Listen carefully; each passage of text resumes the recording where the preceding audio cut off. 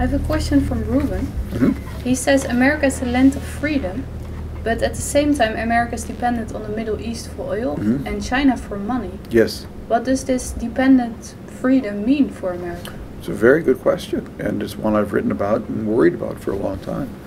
And I would put Ruben's question more broadly, which is that for my parents' generation, their great contribution, my parents and your parents, was to build a world of freedom. You know, they defeated Nazi fascism, they defeated Soviet communism, and they gave us a world of freedom as a result. What freedom was for our parents' generation, sustainability needs to be for my generation and your generation. We need to be the regeneration. Why?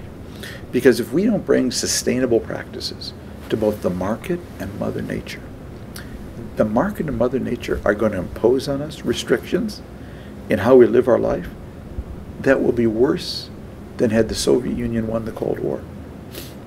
If we don't bring sustainable behavior to the market and Mother Nature, they're just going to impose on us things. Yeah. They're going to impose on us climate problems and market problems that will so shrink our lifestyle, it'll be worse than had the Soviet Union won the Cold War.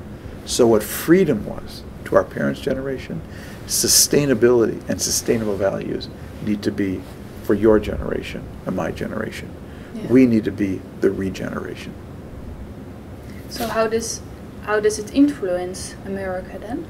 Well, you know, that's the message I'm trying to get through in my own work, and in my own books and my own writing, that we need to understand that we need to behave in the market differently, and we need to behave in the climate and environment differently. Yeah.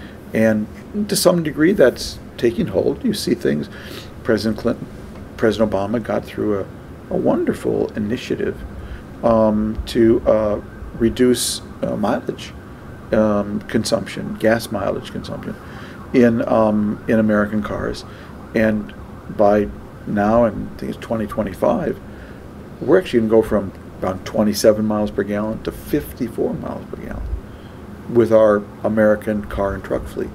It's a huge change. It'll happen incremental. It's not going to happen overnight, but these are ways that you behave more sustainably in the market and Mother Nature.